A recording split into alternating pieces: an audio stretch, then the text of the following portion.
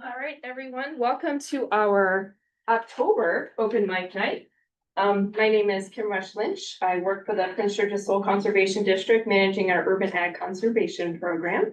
And I'm joined by two staff members this evening. Jason, do you want to introduce yourself? Hello, everybody. I'm Jason Sierra. I work alongside Kim in the urban ag office here at PGC. And Terry? Hi, I'm Terry. I forgot I had one. Terry Hi, Hampton, Terry. I'm the office manager here at Prince George's Soil Conservation District. Well, welcome. Tonight we have an awesome program. We're very excited to be joined by Kayla Griffith with the University of Maryland Extension's Nutrient Management Program, and she'll talk a little bit more about the program during her presentation. And we're also joined this evening by Dr. Samuel of Tranquil Island Farms. She's going to talk to you a little bit about sorrel, the crop sorrel, and she also has some juice this evening that she's going to invite you to try. But just a few housekeeping items before we get going. Okay, I'm going to come forward. You did see me just test this beforehand, right? But you should point it towards the computer. Maybe that's the correct one. Okay, maybe I'll stand back here. Interesting. We're working with arrows.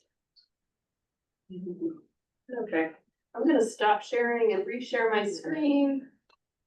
That helps. Share. Shared. Okay. It's not a presentation. Sorry, folks, thanks for bearing with us really quickly.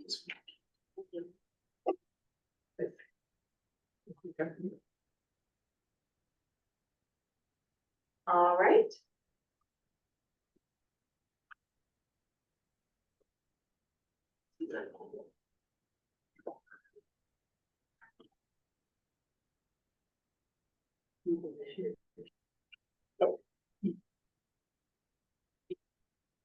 There we go. Sorry about that. I'm not really sure what that was about. Go ahead and minimize this so we all in the room can see, okay?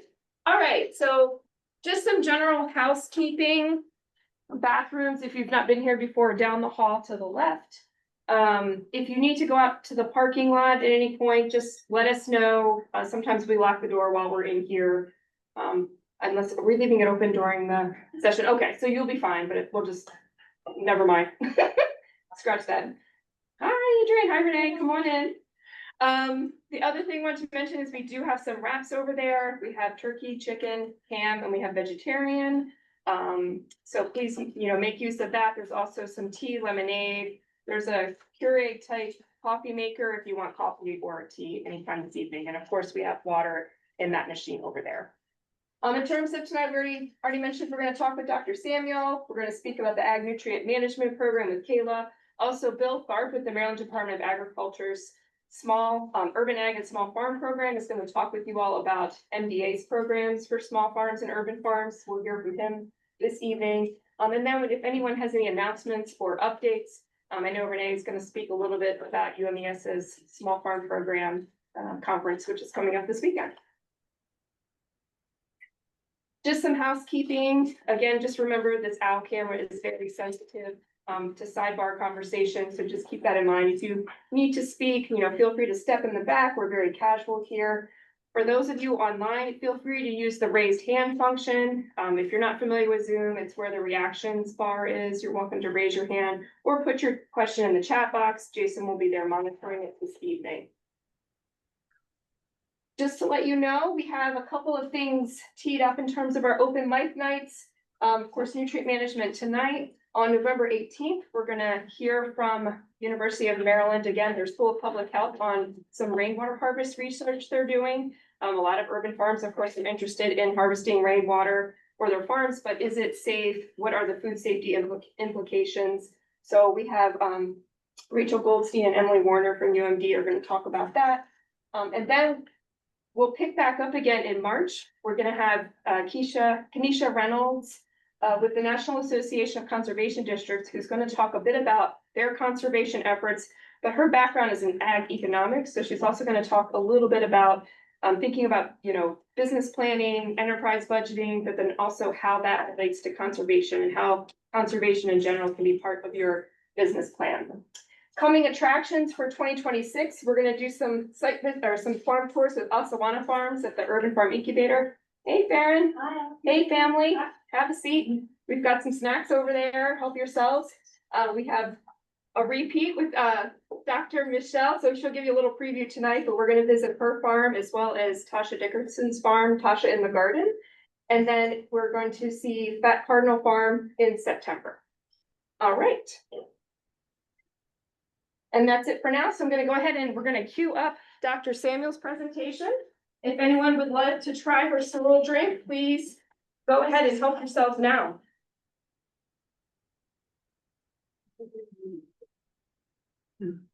Right. Now, if folks online can let me, if you're seeing the presentation, that would be great.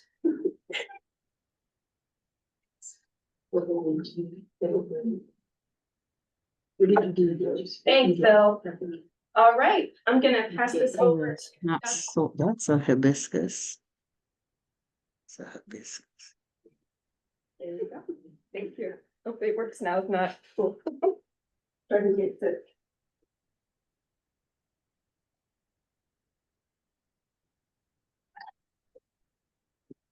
Hi, everyone. I am Michelle Samuel, and I'm the founder of Tranquil Islands Farm right here in Prince George's County. My farm focuses on organic cultivation, conservation practices, and mindful living, blending my background as a psychotherapist and farmer and connect wellness to the land.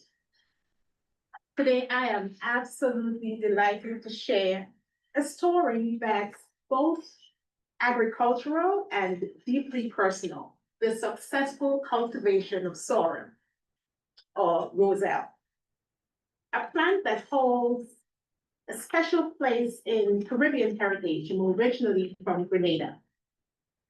For many of us from the Caribbean, sorrel isn't just a crop. It's a tradition. It's a part of our holiday celebrations, our family gatherings, and our identity.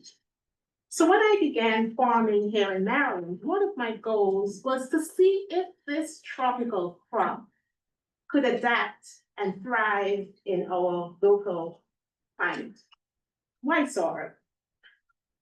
Well, it's a variety of hibiscus that is prized for its ruby red calyces.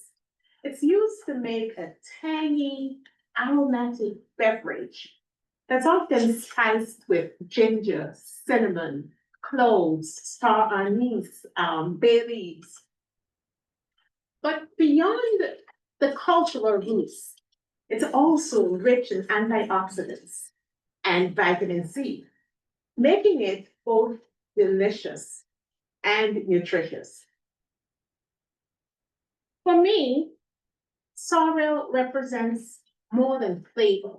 It symbolizes resilience.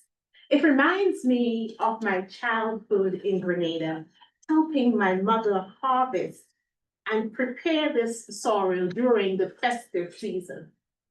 So bringing sorrel to Tranquil Islands Farm was a way of honoring that legacy and providing a crop native to tropical climates and to see how it can flourish here through thoughtful practices. So let me tell you about how this tropical crop adapted to this climate here in Prince George's County. I started germinating these seedlings, the seeds in January. And I used heat mats because sorrel loves heat. It loves water, but it also loves heat. And once the risk of the last frost passed, I transplanted them into raised beds and pots. I was a little cautious, just in case it got cold early in October, I can still, without it producing the fruit, I can still move them around. Now, it requires full sun, so I found a spot where we can get at least 8 hours of sunlight. And I irrigated it at least once a day. It needs a lot of water, but I made sure that it's not oversaturated. Now, I paid particularly, oh, I'm not moving my slide, sorry. That's what happens when, I paid particular attention to the pollinators. Now, it's self-pollinating, but it does better, you get a better yield if it interacts, if the pollinators interact with them. And, the bumblebee and the honeybees love them, butterflies too, but mainly bees. So I paid attention to pollinator activity surrounding the soil beds and pots with flowering herbs and plants to attract the bees and butterflies. These small ecological adjustments made a big difference in the health of the soil and the yield. I harvested about 3 weeks ago, the first and second harvest, and I'm getting a third harvest, and I know the pollinators did help. One of the things I value most about this journey is how it aligns with Prince George's County Soil Conservation District. I get a lot of support from them. At Tranquil Islands Farm, I dedicate an area to no-till farming to protect the soil structure, reduce erosion, and support microbial life. Composting and organic soil materials, soil amendments, enrich the beds naturally. And I do a lot of crop layering, which enhances the biodiversity and helps to maintain the soil balance. These practices not only help the soil flourish, but they build a healthier ecosystem overall. And sustainable methods like these ensure that we are not just growing for today, but we are preserving the soil for tomorrow. Now let's talk about the fun part while you're here, right? The tasting. What you'll be sampling today is traditional Caribbean soil. The fruits are harvested, washed and processed and steeped with ginger, cinnamon, bay leaves, and star anise. The result is a rich, tart, slightly spiced beverage that is both refreshing and symbolic. Through tasting like this, I get to share not just a drink, but a piece of my culture and heritage. Food connects us to our roots, to each other, and to the land. At Tranquil Islands Farm, I integrate these cultural and culinary experiences into community workshops and wellness activities. They remind us that when we cultivate mindfully, when we live in rhythm with nature, we nurture both the land and our well-being. I told you earlier, I'm a psychotherapist. In closing, growing sorrel here has been much more than an agricultural experiment for me. It's been a journey of adaptation, resilience, and deep gratitude. It proves that when we care for the soil and respect nature, we can create something that truly and deeply meaningful, something that connects conservation, culture, and community. I thank you for being a part of my journey. I hope you enjoy tasting it. I have the sorrel in many different forms. I have the fresh fruit, I have the drink, I have the dried fruit, I have preserves, and I have some portions, just for you to see the possibilities. I appreciate your time and thank you, Kim and Jason, for allowing me this opportunity.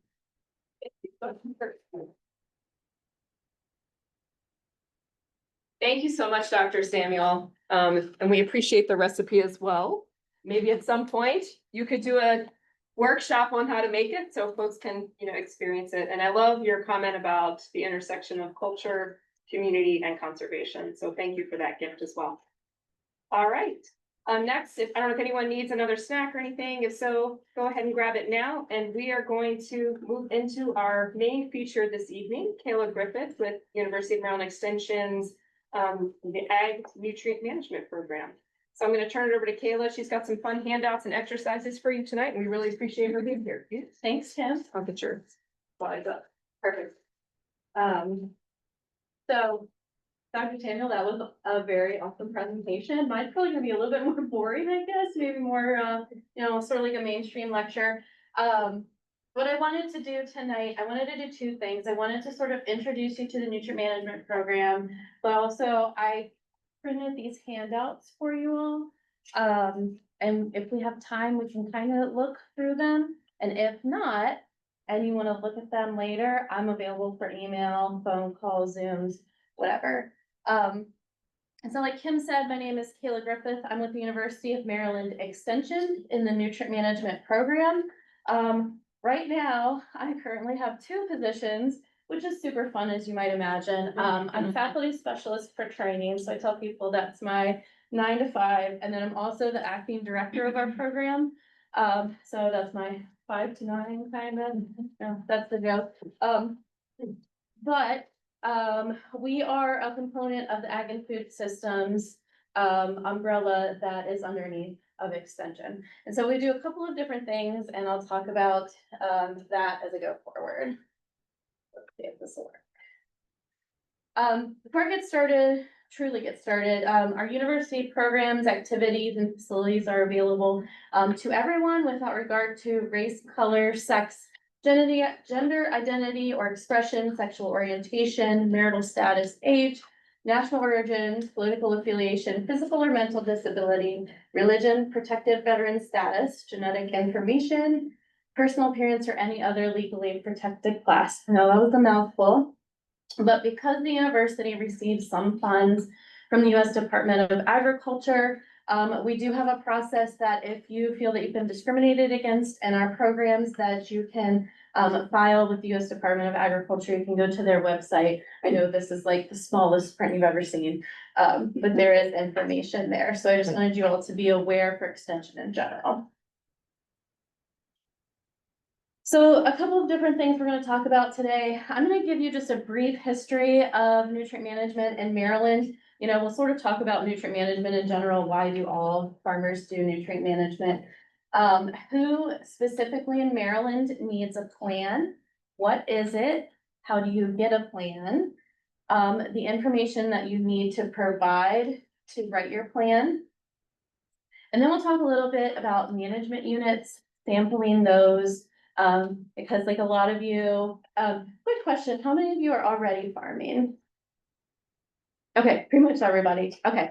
And so people who are aspiring to be farmers, a couple of you, good. Okay, perfect. So you're not farming yet, but that's okay, because now after we talk about some of these things, you'll have it in the back of your mind for when you do get that farm and start farming and you're like, you know what, I remember her saying that. And I forgot everything she said, and that's perfect, and you'll just email me. I'll help you.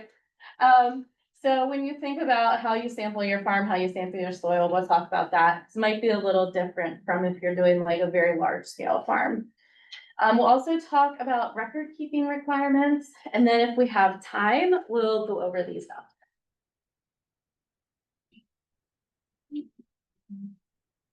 Okay. The Agricultural Nutrient Management Program at the University of Maryland, we call it the NMP, so you'll see that shorthand in here a lot. We were actually established in 1989 as a voluntary program, and so I'll talk a little bit more about that in a minute. But we are part of the University of Maryland College Park's College of Agriculture and Natural Resources.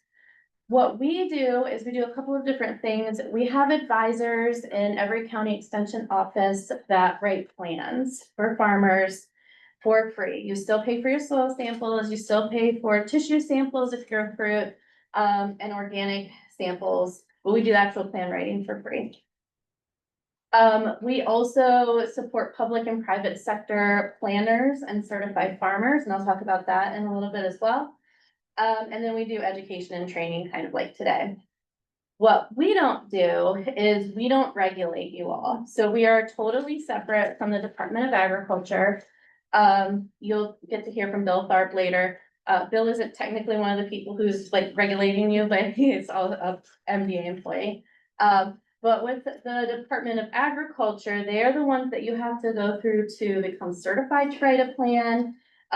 To get a license to write a plan if you want to write plans for other people. If your farm is going to get inspected, you'll be talking to their inspectors.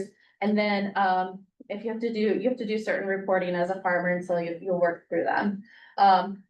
Myself and my folks can help guide you through what MDA might require of you, but we don't do the actual regulating.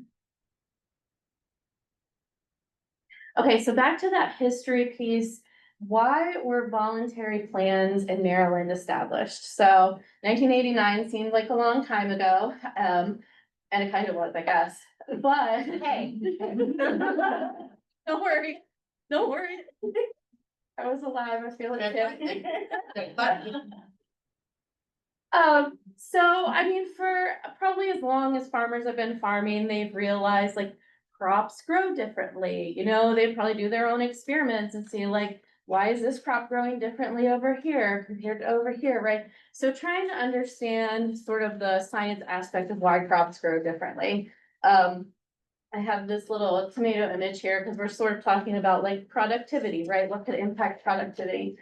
So our program was interested in understanding more about that and bringing together the research resources of the university. We also, at that time, did understand that there were environmental impacts of farming, right? So this is a picture, this is 2015, but hypoxia in the Chesapeake Bay. So looking at some of those environmental impacts of nutrient additions. And then also, one of the big things that farmers were interested then is our little piggy bank. What's happening, you know, with my money at the end of the year? The 80s, there was the big farm crisis, and so a lot of people had lost their land or they were pinching pennies. And so we wanted to bring together all of these components to write a document that would help farmers balance that productivity and the environmental impacts. So we had these voluntary nutrient management plans for a few years, and then unfortunately, in 1997, there was a massive fish kill in the lower tributary of the Chesapeake Bay. And what ended up coming out of that, it was an influx of fish kills due to Listeria. So it's a type of toxic algae that can grow in the bay. It can grow in pretty much you know, a lot of different types of water bodies, but especially brackish water bodies. And in response to this fish kill, the Maryland State Legislature, they put together a working group. The working group said, this fish kill is happening because farmers are putting too many nutrients into the bay. That was never actually like scientifically proven still to this day, but it really laid the foundation for mandatory nutrient management plans. And so basically, ever since the Water Quality Improvement Act of 1998 passed the state legislature, we have had mandatory plans for pretty much all farmers, and we'll talk about that on this slide. So who is required to have a nutrient management plan? The definition, according to MDA, is farmers and producers who till, crop, keep, pasture, or produce any agricultural product and have a gross annual farm income of $2,500 or more, or 8 or more animal units. So you don't have to like have a lot of production to make $2,500, right? And that's gross. It's not net. That's one of the things our program hears a lot is, well, I'm losing money. And we say, we have people that can help with that too, but it is gross, unfortunately. A few things that have been defined or redefined by the Department of Agriculture since this definition came out is that agritourism does count towards that monetary value. So does donation of products by 501c3s. So there's a lot of groups out there, and if they are 501c3 and they're donating produce $2,500 or more, they say that they need a plan. The other thing that we see a lot in our program is that horse boarding income does count. So some people might only have, they might only board like 3 or 4 horses, which doesn't meet that 8,000 pounds of live animal weight, but it easily meets the $2,500. I have my little diagrams down here. We've got 8 horses. Or if you have chickens, you need to have 1,333 chickens to meet the animal weight. But if you're selling eggs or if you're selling chicken meat, do you still need a plan? It's over. Probably. Yeah. Yeah. You don't have to sell many eggs all of a sudden. But most people don't have that many. Okay, so what is a plan? I have an example nutrient management plan here that we can look through later. But the nutrient management plan is essentially a document that's specific to your farm. And it provides an overview of your farm and all the account, and it helps to account for all the nutrients that are gonna be applied throughout the year. Also, if there's nutrients leaving the farm, it accounts for that as well. And when we talk about nutrients, we're not just talking about commercial fertilizer. This is manure, any type of organic amendment, anything that has nitrogen, phosphorus, potassium. Those are accounted for in the nutrient management plans. These plans are written at the field and or management level, management unit level, and we'll talk about the difference in those two here soon. And it accounts for all the crops that are grown. And I do want to touch on the sorrel because people who are familiar with the plan writing process, how many of you have a nutrient management plan already? Okay, one. So once you start getting into some of this, once we start looking through the example plan, you'll see that all the crops are listed. We don't have a list at the university of all the potential crops you're growing. Sorrel is one of them. But we can account for that because it grows very similar to other things. So in a nutrient management plan, we would say it grows similar to spinach. So we'll use those recommendations. So just a heads up, we can account for anything with our program. The nutrient management plan uses collected data or data that you've written down in the past to personalize your own document. And again, it includes soil and organic nutrient tests, cropping plans, field information, livestock if you have livestock on farm, and addresses the optimal utilization of all crop nutrient sources used on the farm. So again, anything that has NPK, fertilizer, manure, biosolids, probably most of you are not using biosolids, compost, that's probably one that's pretty regularly used, compost teas, those kinds of things. How do you get a nutrient management plan? So there's essentially two main groups of people who can write plans. There are the people that go and take a gigantic test from the Department of Agriculture to become a certified nutrient management consultant. You took it. Test all of the cells in your brain. It is a difficult test. I remind my people, so once you get certified, you have to take a number of continuing education units or courses. And I always tell my people, you're in charge of making sure you have those credits because I can't protect you if you don't get enough credits. You'll have to take that exam again. I don't want to take it again. So once people become certified, you can write plans for anyone, for any other person.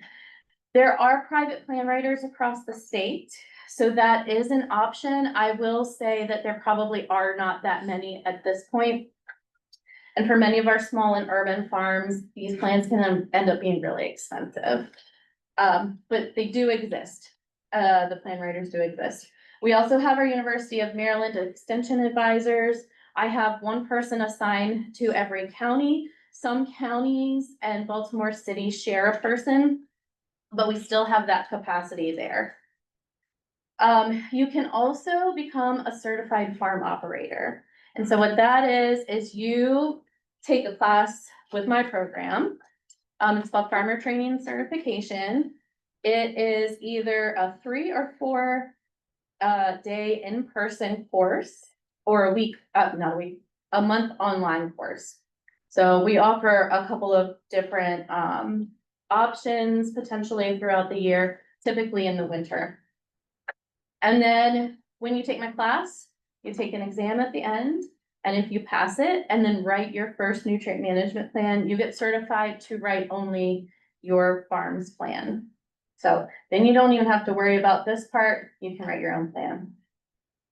My suggestion for you, however, is to have somebody else write your first plan so that you know what it looks like. This is gonna give you a good idea for someone else's farm, but just having this example to look through while you're learning what plan writing is supposed to be is super helpful.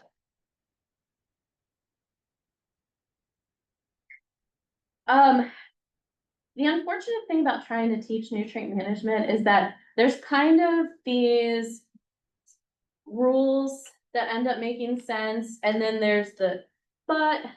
And so this is one of those things that we see a lot, especially in our small and urban farms, is that there's also some greenhouse and container production, okay? So if you have a greenhouse on your property and you're growing starts and you're selling those starts, that's another type of plan that is separate from the type of plans that my people produce. And so there's a separate training for that. There's another instructor at the university. He's really cool. He does an FTC for that. You would have to do that separate. There is also one private plan writer that I'm aware of who writes those plans. Our advisors, because of the way our contracts work, we do not write those plans. However, there are a lot of small and urban farms that have hoop houses and raised beds.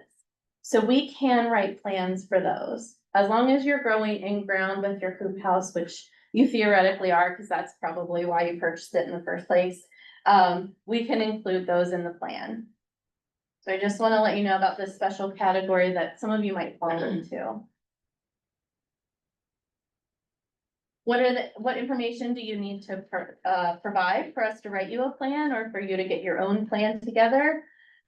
We need soil or growing media tests for each management unit. I'll divide that into hopefully something that's manageable to understand here in a second. You'll need manure and compost analyses. So if you are applying the compost to a growing crop, you'll need a manure analysis. Again, I'll talk about that a little bit later too, because that's a little wonky.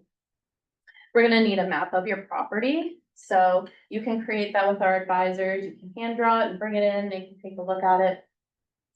You need your tax account IDs for the properties that you're growing on. You need the list of crops per management unit that's gonna be grown. And if you have livestock on your farm, even if it's just a couple of chickens, we need to include that as well. The one thing that's a little different for many of our urban farms is, are you growing in soil or are you growing in growing medium? So here I just have a quick reminder. Soil is a mixture of mostly minerals, sort of that inorganic aspect of soil, and some organic materials. And this is just the definition that it's found at the Earth's surface, reflects the parent material, landscape position, climate, vegetation, and the time that has been forming. Now, a lot of our small, but particularly urban farms, they end up actually growing in growing media. So what does that mean? If you bring in a lot of mostly organic material to supplement the soil, or perhaps you're trying to protect like your growing beds from growing in the soil, you are potentially just growing in growing media, and there's two different tests, so that's why I'm bringing this up. But this could be either a commercial product that you bring in. It's mostly organic, a little bit of organic mixture like peat, core, compost, bark, perlite, or it could be compost that you have made on your property. So the difference here is, if you've got a traditional farm, you've got like big fields out there, you're growing in the parent material soil, and you're gonna need what we traditionally call a soil test. So the thing that starts getting a little more difficult is if you're adding a lot of organic materials. Once you start getting kind of into this area, those traditional soil tests are not actually calibrated very well to the nutrients that's in that material.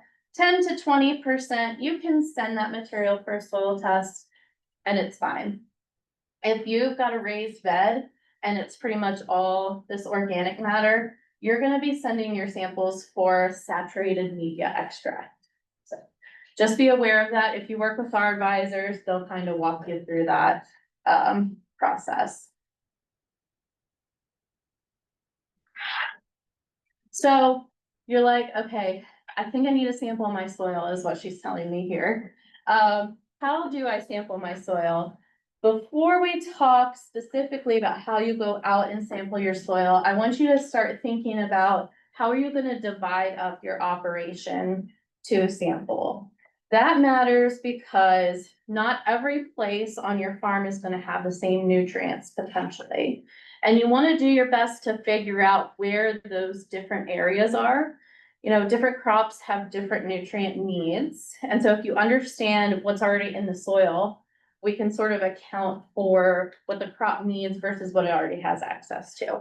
So we try to do our best in distinguishing those differences by soil sampling. And there's a couple of different ways that you can divide up your farm. So the first one is by crop and fertility management.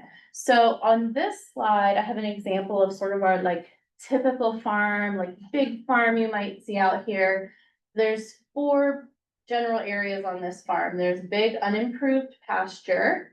So it hasn't like got any like fertilizer or anything like that. There's a corn soybean rotation with inorganic fertilizer, a corn soybean rotation that has inorganic fertilizer and manure. And then inorganic fertilizer on an improved pasture. So if a farmer is looking at those 4 fields, they would say, okay, I'm gonna take soil samples from the unimproved pasture and that'll go together and I'll have that data. And then I'll do the other ones separate. So they're gonna have 4 separate samplings. You also wanna consider your soil type. Now, when it comes to small and urban farms, you might just have one soil type because you're growing on such a small area. If it's a larger farm, there might be a difference. Or I do see a lot of plans that my advisors write where, you know, you're a small urban farm, but you were growing in a couple different places. So if you're growing down here in Upper Marlboro and then, you know, you're growing up in Beltsville, that soil is gonna be different. So you need to sample those places differently. But I just have an example of different types of soils, a silt loam, a clay, bony sand, mucky sand. You would want to make sure that you sample all of those independently.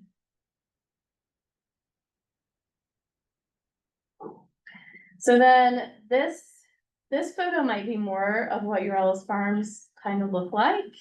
And if you're looking back at this and like my, you know, 4 field example, this might look really messy. How in the world am I gonna sample this with something that makes sense, but isn't gonna take me a million years or cost a bunch of money? Cause it's about, for the soil samples, it's about $12 a sample that you send out to the lab. For saturated media extract, it's a little bit more, I think it's like 20 to 30. And so you might think, oh man, if I'm trying to divide up all of these areas, I'm going to have to sample like 100 different places, but that's not true. So what I want to do is walk you through, this is a basic example, but our folks can help sort of walk you through like what makes sense for your operation. And also you don't want to spend a bunch of money on sampling. So on this pretend farm here, what we have is we have got 4 raised bed areas. And in 2 of the raised beds, you brought in compost from Bob. And in 2 of the raised beds, you brought in compost from Jane. So there's 2 different sources of compost. We also have a high tunnel that got compost from Bob. And we have blueberries that got compost from Bob. So if you're thinking about some of the rules that we were sort of just talking about, how would you divide up your sampling in this situation? By person? Definitely by person. Because if the compost is coming from Bob for all 3 separate things, would it not just be the same?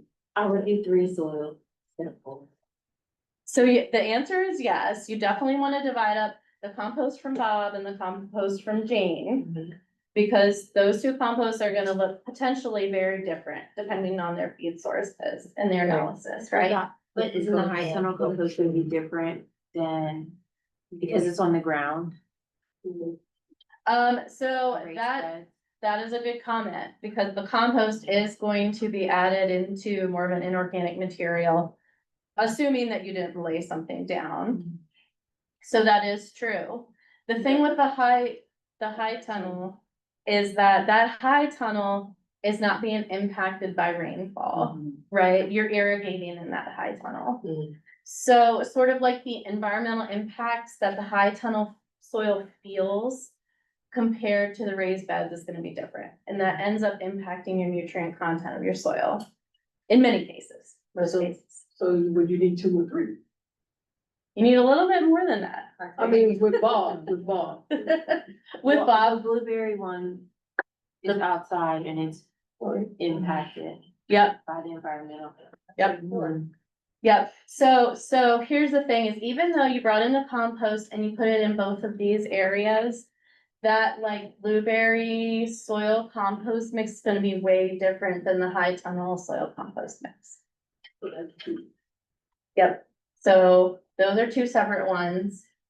And now, if you have 4 raised beds and you looked at your business plan and I'm like, I'm gonna sample them separately, that's cool. You could do each one independently. But if you're trying to define your management unit and you're like, I wanna do the fewest management units possible, you could put the 2 that have compost from Bob together. Assuming it has all of pretty much the same like base layer and that you're pretty much growing, you know, a diverse group of vegetables and those things. So the answer is 4. You guys got pretty close.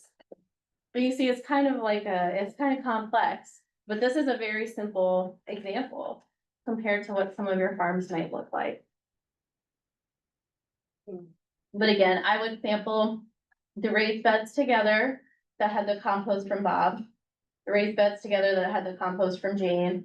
And it's actually hard to see the colors here, sorry, but the high tunnels separately and the blueberries separately. So this is just an overview of why we divided those out. So we're dividing out essentially in-ground versus raised beds. This goes back to talking about some of that soil versus growing media. I don't know why there's only ones over there. They're all important. We also divided out our different sources of organic amendments, because that's gonna impact how our fertility overall is gonna look potentially. Different composts have different nutrient contents. And then the high tunnel and the blueberries are sampled separately. So again, it's kind of that rainfall irrigation type of thing. A couple of things that you need to be aware of before you get your first nutrient management plan or as you're writing your nutrient management plan is that high phosphorus soils may be limited on how much phosphorus you can apply. So something that happens on farms across the state, no matter the size, no matter what type, is that if you are applying nutrients that have a lot of phosphorus, that phosphorus really doesn't go a lot of places, so it stays there. And the soil gets higher and higher and higher in phosphorus content. And eventually it gets so high that it actually can cause pollution problems. So that knowledge is something that's changed in the last 10, 20, 30 years about phosphorus causing pollution problems. And we have seen this in places that have imported a lot of compost and continue to put a lot of compost. So just be aware that you could be limited on how much organic nutrients you can apply. Most of the time, plans are written for 1 year. They can be written for 3 years, but I think what you wanna do is you wanna be able to write a plan that accounts for all the changes that's gonna happen on your farm, probably from year to year. There's gonna be some significant changes. So I would say, start off with just writing a 1-year plan. But know that your soil or saturated media tests are good for 3 years. And your manure compost tests for now are good for 2 years. What you wanna do, remember that, but there's a rule, but when it comes to compost tests, when you wanna submit your compost test for the lab, please call the lab ahead of time. We have a list of labs that, our program can accept on our website. But just give them a call instead of mailing the compost because we've gotten crazy things back. Sometimes you might send compost out to a lab and they'll send you a soil analysis back and we can't use that. We've seen saturated media extract for your compost, we can't use that. That's only when that's like your starting growing material, not what you're adding. The most bizarre thing is this week, somebody sent a compost sample out and the lab did a forage analysis on it. So looking at like, I have no clue how that happened. I was like, do we need to call the lab because forage was like grass? Somebody should have been able to tell that that was not a grass sample. So I don't know. That one was crazy, but we couldn't use that. So you're gonna call the lab. If they don't have a specific compost test, you'll ask for a manure test. Your product is not manure, I understand that, but that's the specific values we need them to report. The other thing I want to talk about is that our university plan writers, we do have a really busy season between January and May. And I think sometimes it's a little scary if you might go for your first plan, you contact our people and they're like, oh, I can't get to you till June. That sounds a little bit scary, especially if you're trying to apply for cost share, apply for a grant, those kinds of things. But many of the farms that you all are working, they might be orchards, vegetable farms, pasture-based livestock plans. We can easily write those from May to December. So if you would like a plan from us, please consider coming in from May to December. And we can definitely write you a plan at that time. You have to give us all your information and then it'll just be a couple of weeks for us to get it back to you. A couple of things is if you are sort of on that May to December sort of expiration date, just make sure your previous plan doesn't lapse before you come in to get another one. And also if it's been really dry and you do grow in primarily like an inorganic soil, it can be tough to get a deep enough soil core. So just a heads up with that. Am I doing okay on time, Kim? Yes. Okay. Need about 15 more minutes. Okay, cool. Really quickly, I want to touch on soil sampling. Again, if you work with our people, they'll go through this with you, but there's a few differences. So what you're going to do is within each of your fields or management units, you're going to take a few distributed samples across the whole area. Traditionally, you're going to take a soil core that's from 0 to 8 inches deep. About this. But if you are growing in raised beds or stuff like that, you're only gonna sample to where your growing material is. So especially if there is like a liner, you don't wanna go into that liner, of course. But it doesn't make sense to, because your plants aren't accessing what's below that. So you're gonna go into that area, 15 to 20 samples for what we say a larger field. You can do fewer if your management units are smaller, which many raised beds are. But you'll take a few from each of your beds or growing areas, mix the samples together, and the lab gets one sample from that one management unit. Different labs request different volumes, so again, call ahead, ask them what they're requesting. So again, this is a little bit of like a color nightmare here, apologize, but these are the same 4 management units from our example earlier. And what I just wanted to show was the X's are sort of the areas where you might sample in some of these management units. So the raised beds, the compost from Bob, I said, ideally you would maybe take like 6 different soil cores from this one, 6 from this one, put them in your yellow bucket, mix it all together, and that's one sample that the lab gets. You know, same thing for these, you can divide them up. I put 12 X's here. This just depends on the size of your bed too. If it's real small, you're not gonna wanna take 6 cores. If it's bigger, you might wanna take more. But does that sampling strategy kind of make sense?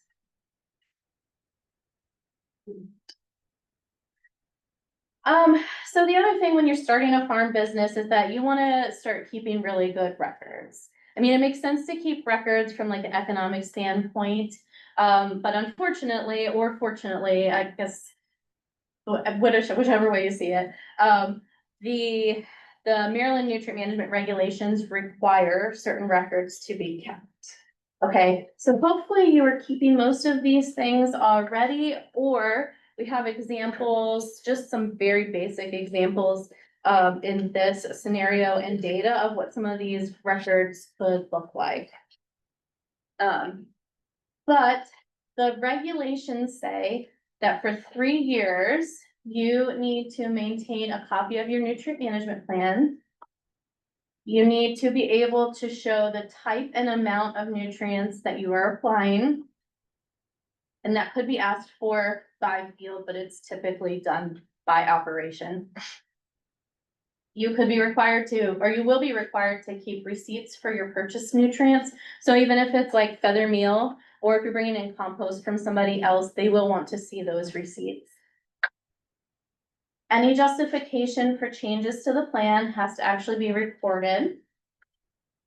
And if you are bringing in organic nutrient sources, or if you are taking out organic nutrient sources, you have to have, they say the destination. Specifically, what they want is the name of the person or company that is doing the business with you, and then their address. So be aware of that. They also require that for 5 years, you keep your crop yield information. This one depends on sort of your level of record keeping. I mean, so my history is, I have a family farm and I did used to sell produce. And I will tell you what, I know it's exhausting when you got up at like 4 a.m. to harvest, to get to the market at 6. Like, I was not weighing every single thing that I was bringing to the market. Like, I didn't know my exact weights, but I could probably sit down after every week and be like, okay, I know I sold this, this, this, and equate that to a specific weight. The good thing about the practical aspect of our nutrient management regulations for fruits and vegetables is that, we don't have a lot of adjustments based on yield. So if you were growing corn and soybeans, if I was talking to a group of corn and soybean farmers, I would be like, not only is the crop yield information asked for by MDA, but when you put it into our software, it gives you very specific recommendation. For you all, if you're growing broccoli, we're gonna give you the same recommendation no matter what your yield. It's really because that broccoli is gonna be producing pretty much the same across the board. So just a heads up. This note down here, MDA can inspect your records. You will also need to complete something called an annual implementation report. MDA sends out this like bright green letter every year, and you have to fill that out by March 1st. It describes the nutrients that were applied on your farm the previous year. So you can use those records to fill this out along with your nutrient management plan. And this is my email, and this is our website link. The UME/nutrient/management/advisors is if you would like us to write your plan, you can go and you can look at, most of you, I guess, in this room, are you all probably in PG County? Okay, so contact for PG County is Chris Dowell at this point. We have a new advisor in Anne Arundel County, who's hopefully gonna help Chris with some of our small and urban farm plans. She's just getting trained on that stuff. Chris's percent of like, full-time for PG County is only like between 30 and 40%. But again, he does have time, especially from May to December, to help with plan writing. And if you request a plan and he's got a backlog of people because of his part-time status, we can get you someone to write your plan. The documents that you have with you, okay, so The other thing I should say about nutrient management plan writing is that this stuff probably seems super overwhelming. There is just a lot of information, and even when it's your own farm, you're like, oh, wow, okay. And that's fair. It takes a long time to learn this stuff. But basically what I have for you and what you can go through, and then maybe if we have time at the end, if you want to ask questions, that kind of stuff, we can do more specifics. I have put together an example plan for you all that maybe looks similar to what your farms look like. And so the document that says scenario and data, we have just like a overview of Alex Farmer's farm. And so Alex farms in Baltimore City, and you can go through and sort of see just a overview of the farm, property information. This would be stuff that you would have to record to write a plan. The crops that Alex is growing, there's some animals on the farm. I included beehives in here. So bees technically don't need to get accounted for in the nutrient management plan. But if you are growing pollinator crops, you can put that in the plan as well. So that's something we see a lot. Information about manure management, organic fertilizer management, and then a few other things, including the small acreage cover crop grant program that Bill might talk about later. Like that time. Yeah. So, but we've got data collection sheets. These would be things that you would want to fill out. What a soil analysis looks like, what a manure analysis or compost analysis looks like. Manure looks the same. And then a couple examples of what essentially some rudimentary record keeping looks like. Obviously on your farm, it's probably gonna be a lot more information than this, but I kind of treat this as like a example template. And then the other thing is, once you've got all this information, you get your plan. And so this is the actual nutrient management plan. I kind of think about it as like writing a book or writing a novel. There's a cover sheet that is basically like the introduction to the plan and has a bunch of useful information for you. I mean, the whole thing is useful information, but when you fill out like your annual reporting, there's summaries that you'll want to use for that. And then there's also a bunch of documents that are required by MDA. You have a map of the farm, so you can create that. Actually, I created this in Word. Because I'm old school. My advisors do it a lot differently now. They have fancy QGIS that they use. And then you start getting into the meat of the recommendations as you go through here. You'll get a printout with a bunch of numbers, but if you come to my folks, they'll walk you through what each of those things mean. If you come to our farmer training and certification, we will do the same. And then if you're like, I don't know what's going on, you get on a Zoom with me, and we'll go through this. Take a look through this. We'll see how much time we have. Because I know Bill has a presentation for you all. But from just the presentation, you have questions. Yeah. Do you know when your next course for the farmer training program is? We are still working on trying to schedule that. I'm trying to figure out my schedule. I'm not smart and I'm doing a PhD and my comprehensive exams are in December and January. So hoping to get past that, but either like late January, early February. Okay. Yeah. Yeah. Other questions are off that? Yes. So for folks that might be getting bulk delivery, for example. Yes. So the companies are required to provide a nutrient analysis with that, correct? Or you can act, like, they should have that analysis. They should have in those it. big requests. They should have it because also part of the regulations is that if you are selling an organic product, an organic nutrient product goes hand in hand. If you're selling something off of your farm, it needs to be registered with the Department of Agriculture's what's it called? Bill, unmute and help me. The Sorry, Department of Kayla, Agriculture. I don't know either, so. The guy who does the chemistry.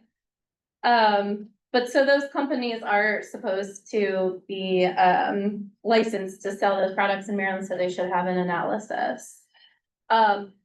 There's, all of the if, ands, or buts that comes along with nutrient management planning.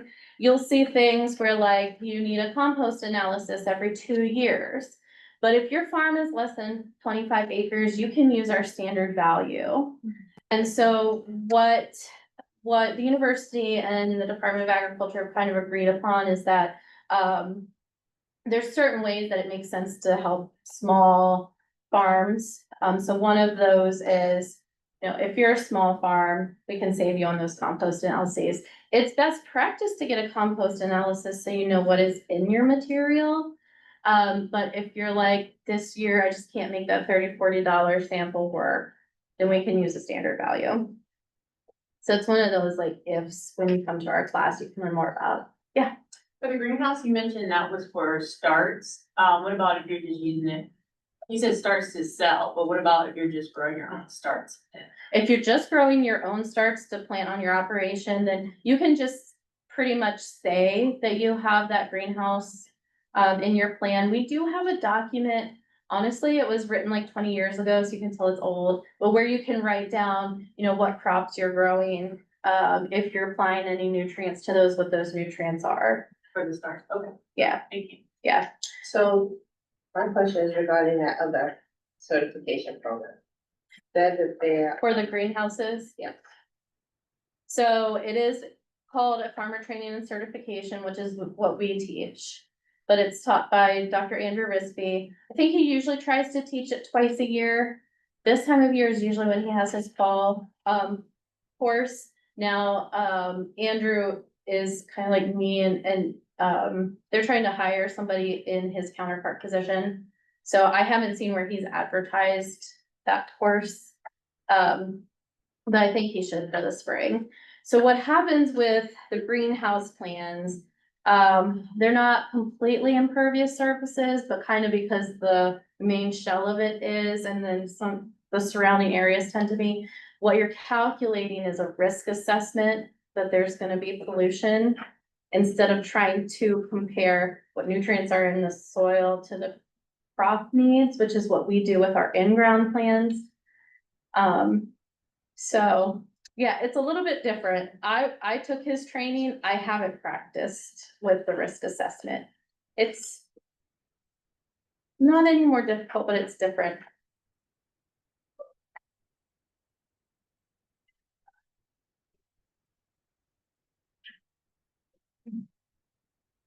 Is there a follow-up question? There was, Okay. there was, but. Okay. Do we have any questions online? Oh, the one's online. Yeah, we did grandma's hands together. Did anybody see grandma's hands? It's on MPT. Yeah, that was me and my mom. And my daughter, she was like this big and now she's like this big. So Kayla, just remind me what your email is again. I'm gonna put it in the chat. KMGRIFFI@umd.edu. Is that all right? Yes. Great. Also, I don't know if what is considered a small farm is for me or for Bill. I was thinking maybe Bill can address that when he talks a little. I hope bit. so, because I don't have a definition for that. That's a little more challenging. Yeah. Well, thank you so much, Kayla. We really Yeah. appreciate you. Yeah, and if we have time after, or I'll be here, happy to take questions. Thank you so much. All right, we just want everyone to kind of get a sense of what's required. And the important thing, if nothing else, I hope you got from this, is start keeping records of everything that's coming in, coming into your farm and actually going out to, as you heard, you have to keep, crop field records as well. So figuring out what those systems are, and their website is really helpful, the Ag Nutrient Management Program. A lot of those forms that Kayla referenced in the documents tonight are on that site as well. And we will send along with the recording, probably not tomorrow, but Thursday, a link to Kayla's presentation as well as these documents, so you have those. All right, thank you. All right, Bill, I'm gonna make you co-host so you can share your screen. And go ahead and take it away. We're excited to have you on today. Thank you. Thank you all. Kim, can you hear me just to make sure? Yes, you're good. All right, wonderful. Thank you everybody for being here. I apologize for not being able to be there in person. I love to come down to PG County and see everybody. So I'm gonna share my screen and then I'll be back to answer any questions.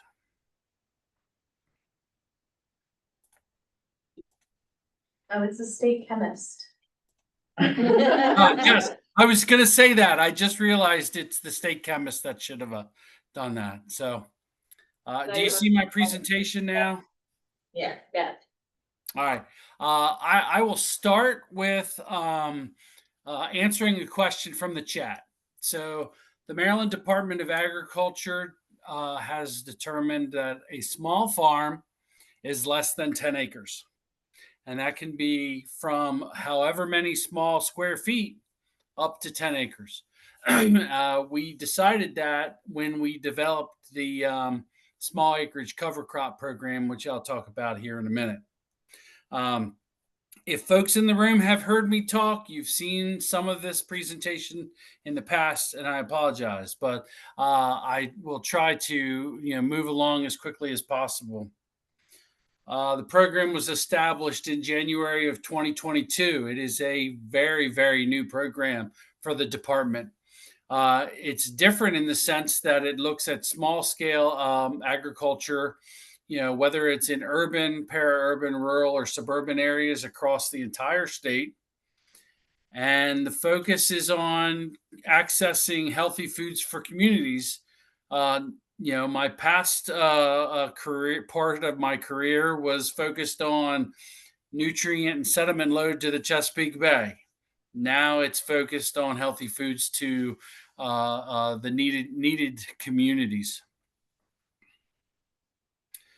Just quickly about eligibility. Individuals, for-profit companies, nonprofit organizations are able to apply for the grants. The agricultural operation does not have to be on ag assessed property.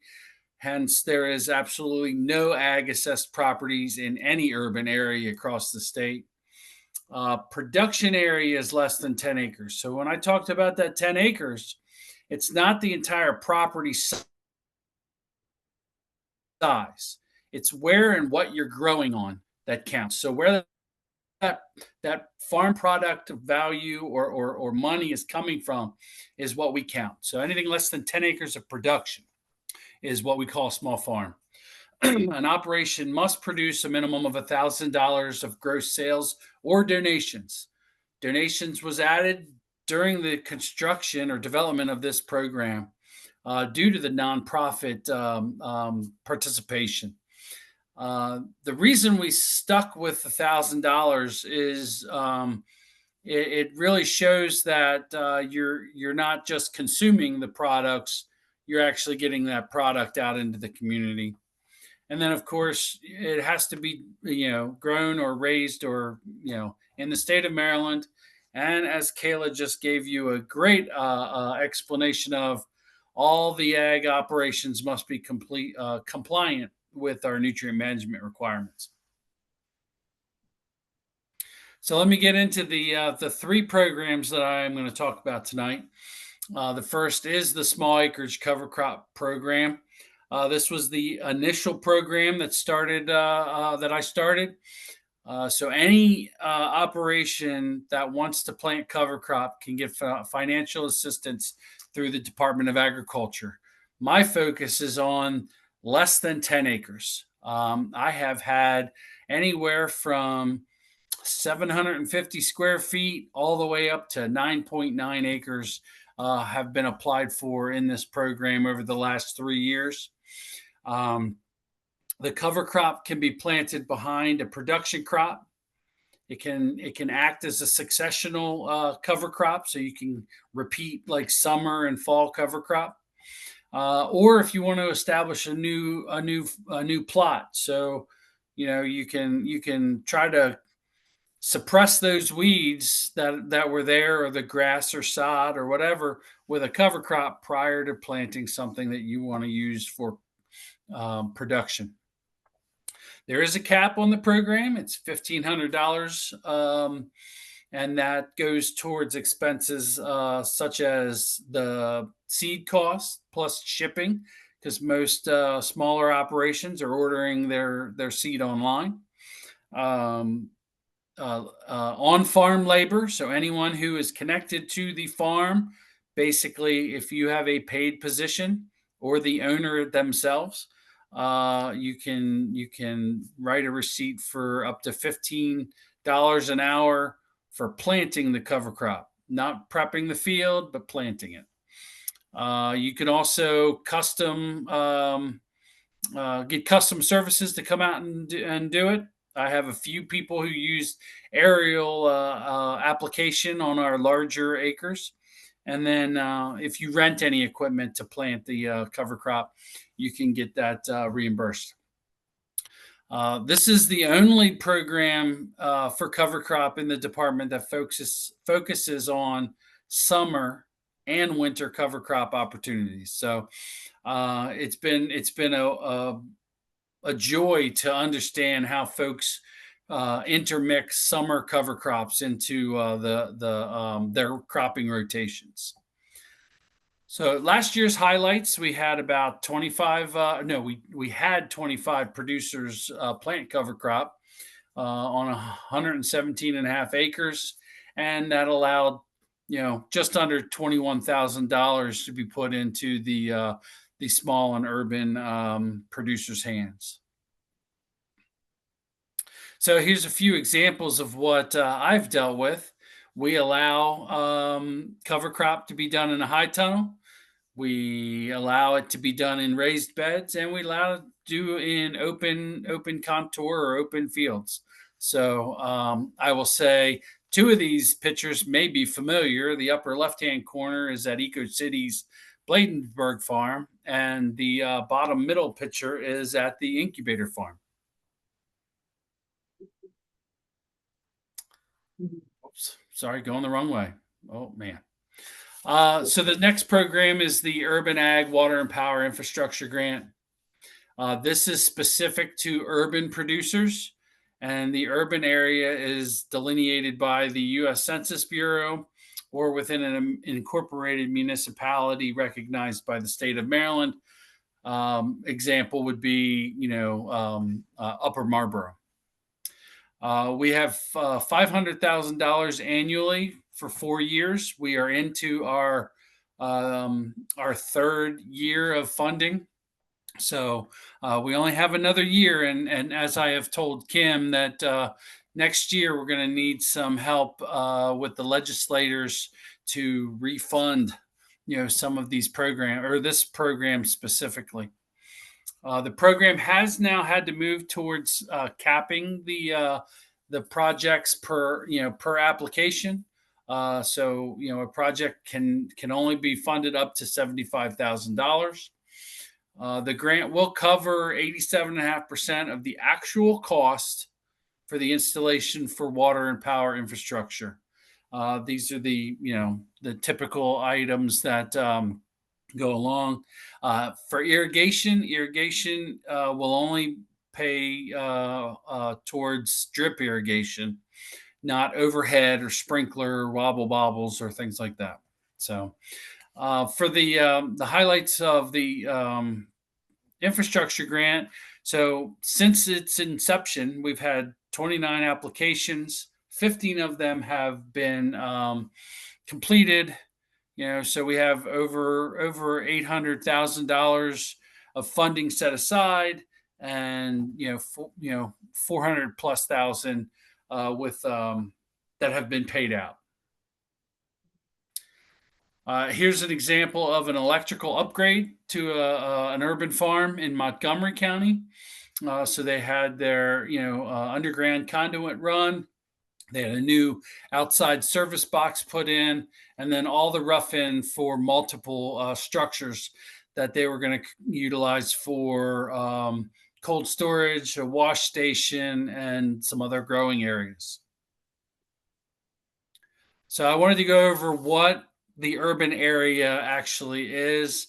So this is the map of the state of Maryland for what the U.S. Census calls urban, and then also all the municipalities across the state. So for an example, I used EcoCity's Bladensburg property. You would put in their address. When you hit enter in that address search bar up in the top left, it will zoom into your property. If your property is outlined in yellow, then you are eligible as being part of the urban area. If your property boundary is not outlined at all, unfortunately, you are outside of that urban designation.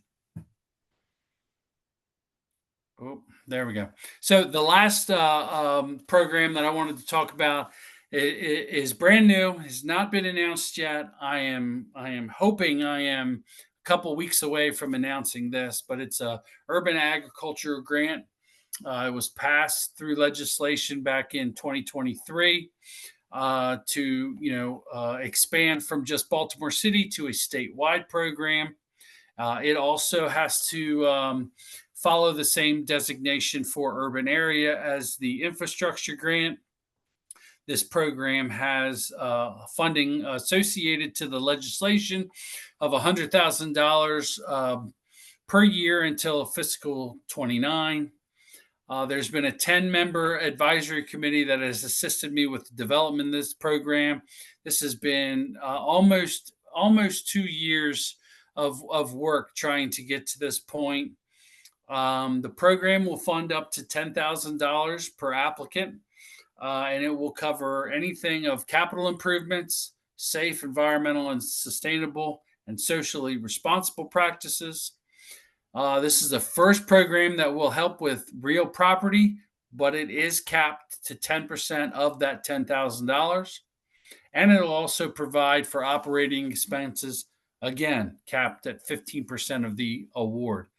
I will say the probably the most questionable part of this program is what is safe, environmentally sustainable, and socially responsible practices. I will say the examples that we have provided, could be GAP certification. It could be buffers, pollinators. It can be, anything that needs that the operation needs to provide healthy food to the community. So it is a very open umbrella. We're trying to be as open and vague as possible so that you all as producers can let us know what you guys need to really provide that needed food to the community. And the program is going to be announced shortly. I do not have an exact date, but if you want to give Kim email addresses and things like that, I can get them added to my distribution list and make sure you all get that directly. Here's my contact information, and I'll leave that up for a few minutes. The QR code will take you to the program website, and I am always available. Please, through phone call or email, site visit request. I will come out and visit and talk to you about whatever you need to, whatever you'd like to talk about. So I'm going to go ahead and stop sharing and see what people have to say. I think Farron has a question. Hi, Bill, I have a question. Do you have the website for the Census Bureau urban map? We have an interactive link on our webpage. So, the QR code that I just closed, but Kim should be able to give you, the address, or you can email me, and I will I will give you the link to the webpage. But Right. if you go on MDA's website and search small farm and urban ag, you'll get to the program page and then go into the infrastructure grant. We don't have an urban ag grant webpage yet. It's in development since we're not ready to announce yet. Bill, it's Renee. Hello. Hi, I had contacted you not too long ago, but my question was regarding, doing some electrical work. And Yes. I wanted to find out, do I have to have the permits and all those numbers prior to submission? Or do I submit first and then fill that out after? Okay. So part of the application is you would need an estimate from a contractor. I always recommend getting more than one and then determining which one you want to go with. But I need that estimate to allow for money to be set aside. The permits do not have to be approved at the time of application, but the permit itself will initiate the first payment installment. Okay, that's what I wanted to know. Thank you. Yeah. And I apologize. I was out of the country for a little bit in September, so you're on my list to contact back. I apologize. No worries. You just answered my question.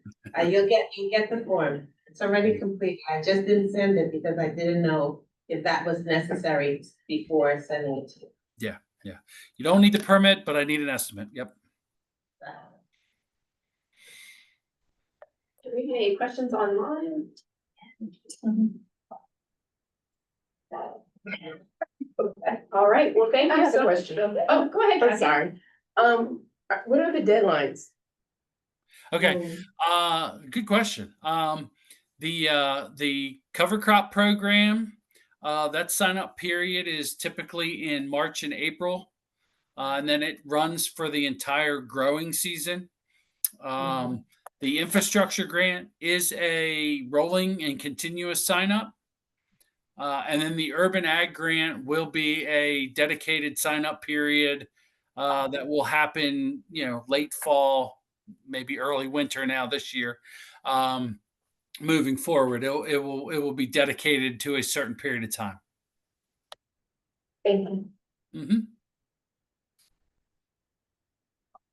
And I think I see Daryl in the audience. Congratulations on that second site. Thank you. You are very welcome. All right, well, thank you so much, Bill. We always appreciate you coming on and giving us the latest and greatest. If you send me your presentation in PDF form, I can send it to the group just so they have the latest information, especially with, regard to the urban ag grant. So Yeah, no problem. Thank you. All right, now I also know that we have a couple of other extension folks, UMES and UMD CP. I don't know if, Schwan, if you wanted to say anything, and I know Renee has an announcement about the small farms program at UMES. No, I was trying to put together a grant proposal. No, not a grant, workshop proposal, but it was not successful. So I do not have like a specific information on this upcoming conference for you guys. So. No worries. Well, let us know if you have any upcoming workshops or fact sheets or anything that you'd like to share with this group. I think we do have a fact sheet that will be available pretty soon. It was led by our production specialist, Qian Wen, about how to apply biochar. So please expect that to be available and to be available downloaded from website pretty soon. We are finalized the draft. So, yep. Great. Thank you so much, Juan. Nope. Renee, did you want to say anything about the conference? Well, I just wanted to say that I am the representative on Prince George's County side for UMES. And I am the small farm agent here or there. So, a lot of different things that are happening. We had an ag showcase day that we took some farmers down. And they got to see different practices and different machinery and different opportunities of what you either could dream for your farm or what you could actually see that you could do in operation, even though you're a small farmer. But presently this weekend, from the 24th and the 25th, the Small Farm Conference is gonna happen. And I went to the Small Farm Conference last year for the first time. And it was something that was relative to when we talk about 10 acres, even down to 5. And the practices, the things and the information that you can learn, it is immediately something that you can implement. It's not just so much about being ready, the information is here, and now you can actually put it into application. Whereas we go to some conferences, and the conferences are for bigger farms, and it's harder to apply what they're telling you at your site. Here, it's easier because everybody almost in the room is on the same level or in the same space as you are. Granted, up to 5 to 10 acres, but we're all working towards the same goal. So your conversation is different. You know, it's something that's palpable. So I just want to say, if you are able to come, there is a bus that we have leaving from Prince George's County at 6 a.m. in Bowie, going down, and we return. So on the next day. So I just wanted to share whatever is coming and happening. I will be giving information here and or sharing it with Kim. I just wanted to let you know that I am the resource of this time. Thank you, Ms. Renee. All right, anyone else have any announcements that they would like to make before we close out this evening? I just want to say thank you. Yeah. I want to say thank you because when you become a small farmer, getting access to information can be difficult. I've been a grower for 3 decades, so it's very different than being a farmer. The documents, the information, what's accessible, the fact that somebody's gonna help pay for an extension to have electricity outside is helpful, right? It makes the thing, and we get to apply for it. And I wanna say that only because a lot of times say, well, that's not for me. Yes, it is for you. You know, if the money is there, create your plan and get it out, because Bill, like he said, in terms of getting back, I've done the nutrient management course, like I said, took all my hair. But the best part about it was you get to see what's here, and I wasn't a farmer then. I was just taking a class because they said, get this class for nutrient management. And there's information and it's more or less it's free. So coming here has been a resource and a help, and I say thank you to you, Kim, and thank you to Jason, because this is something, whether it's online or in person, is invaluable to me. Thanks, Renee. All right, well, with that, thank you so much, Kayla. Thank you so much, Bill. Thank you so much, Dr. Samuel. You know, I had to take another little hit. So anyway, yeah, we're gonna just kind of be cleaning up. If anyone wants to grab any snacks or anything before you go, please do so. Otherwise, we will see you at the next one, November 18th, same time, same place, with University of Maryland again. So very much appreciate our partners there. And University of Maryland Eastern Shore, excited about this weekend. All right, good night, everyone. Good night. Good night, Kim, Jason, everybody. Good night.